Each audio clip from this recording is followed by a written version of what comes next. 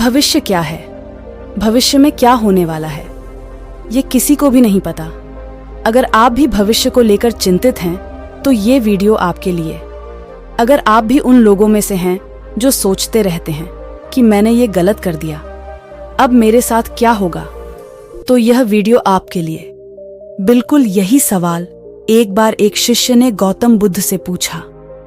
बुद्ध ने कहा, मैं तुम्हें एक छोटी सी कहानी बताता हूं, तुम ध्यान से सुनना। एक बार एक राजा ने अपने राज्य में एक प्रतियोगिता का आयोजन किया। देश भर के कलाकारों को अपने हुनर का प्रदर्शन करने के लिए बुलाया गया था। उन कलाकारों में एक जादूगर भी था जो अपना जादू दिखाने आया था। लेकिन जादूगर की बारी आने से पहले कई और जादूगर आ चुके थे और अपना कमाल दिखा चुके थे। इससे जादूगर थोड़ा घबरा गया कि वह राजा को क्या जादू दिखाए। उसने फैसला किया कि वह कुछ अलग करेगा ताकि राजा और सभी लोग आश्चर्यचकित रह जाएं। जब उसकी बारी आई तो उसने अपने जादू से राजा का मुकुट गायब कर दिया। मुकुट गायब होते ही सभी लोग हंसने लगे, लेकिन राजा ने इसे अपने अपमान के रूप में लिया। लोगों के सामने बिना मुकुट के राजा शर्मिंदा महसूस करने लगा। वह क्रोधित हो गया और उसने जादूगर को गिरफ्तार करने और 9वां दिन मौत की सजा देने का आदेश दिया। जैसे ही जादूगर की पत्नी को यह खबर मिली, वह जेल में अपने पति को देखने आई और रोने लगी। लेकिन जादूगर बहुत आशावादी था। उसने अपनी पत्नी को आशा दिया और कहा, तुम क्यों रो रही हो? अभी तो 8 दिन बाकी हैं। इन 8 दिनों को खुशी से बिताओ, क्योंकि इन 8 दिनों में कुछ भी हो सकता है। पत्नी को लगा कि उसके पति मौत की खबर सुनकर पागल हो गए हैं। वह हर रोज आती थी और हर रोज जादूगर उसे घबराने नहीं देता था और खुश रहने के लिए कहता था। आखिर में मृत्युदंड का दिन आ गया। जादूगर उदास हो गया और रोने लगा। जब राजा ने उससे उसके रोने का कारण पूछा तो जादूगर ने कहा, महाराज, मैं मौत से नहीं डरता, क्योंकि आखिरकार एक दिन तो सभी को मरना ही है। लेकिन मैं रो रहा हूं क्योंकि अगर मैं मर गया तो एक बड़ा नुकसान हो जाएगा। मैं पिछले कुछ वर्षों से एक कला सीख रहा हूं। पिछले 3 वर्षों से मैं अपने घोड़े को उड़ना सिखा रहा था और अगले 1 वर्ष में मेरे घोड़े ने उड़ना सीख लिया होगा। लेकिन अब मैं मरने वाला हूं और मेरी मृत्यु के साथ ही वह कला भी समाप्त हो जाएगी और मेरा घोड़ा उड़ना नहीं सीख पाएगा। इसलिए मैं रो रहा हूं।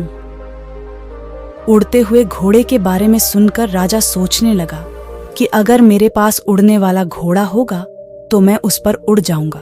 युद्ध में कोई मुझे हरा नहीं सकता। मैं पूरी दुनिया में प्रसिद्ध हो जाऊंगा। राजा को लालच आने लगा।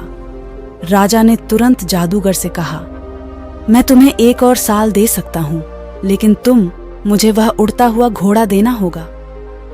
जादूगर ने जवाब दिया, जरूर महाराज, मुझे वह उड़ता हुआ घोड़ा आपको देने में खुशी होगी।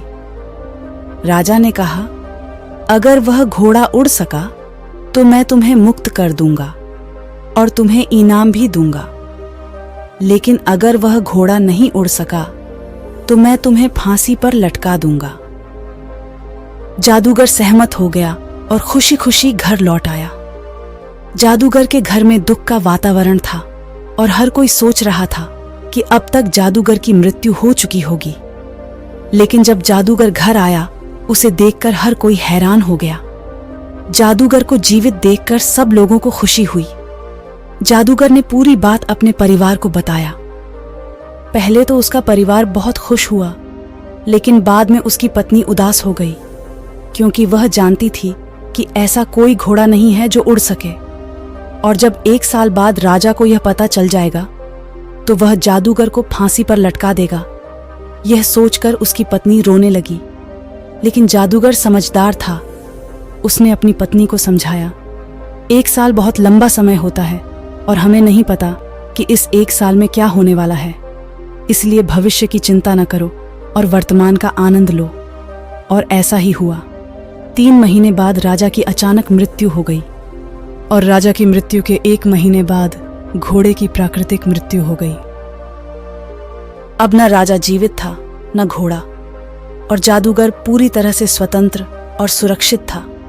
हर समस्या का समाधान होता है, बस हमें उसे ढूंढना चाहिए। कोई फर्क नहीं पड़ता कि समस्या कितनी बड़ी है, कभी हार न माने और आखिर सांस तक कोशिश करें। समस्याएं जीवन में चलती रहेंगी, लेकिन उन समस्याओं के बारे में चिंता करने से कुछ नहीं होगा। कभी कभी समय के बीतने के साथ ही समस्याएं अपने आप हल हो जाती हैं। सबसे महत्वपूर्ण बात यह है कि अपने भविष्य के बारे में आशावादी रहना और वर्तमान का आनंद लेना है, ताकि हम अधिक खुश और संतोषजनक जीवन जी सकते हैं। इस कहानी से हमें 4 महत्वपूर्ण जीवन के सबक मिलते हैं। 1. आशा और आशावादी होना महत्वपूर्ण है। भले ही चीजें कितनी भी कठिन क्यों ना हो, लेकिन कभी भी उम्मीद नहीं छोड़नी चाहिए। 2. वर्तमान पर ध्यान देना और यात्रा का आनंद लेना महत्वपूर्ण है।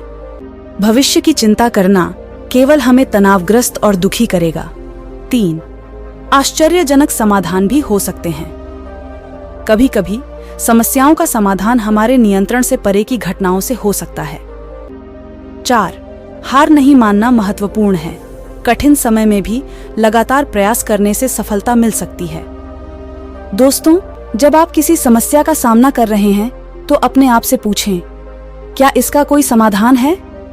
यदि कोई समाधान है तो इसे खोजने के लिए काम करें। यदि कोई समाधान नहीं है तो इसे स्वीकार करें और आगे बढ़ें। हर दिन कुछ समय निकालें और वर्तमान पर ध्यान दें। अपने आसपास की दुनिया को देखें और उसका आनंद लेने का प्रयास करें। दोस्तों, अपने भविष्य की चिंता कभी न करें, क्योंकि भविष्य अनिश्चित है। आप कभी नहीं जानते कि अगले क्षण क्या होने वाला है।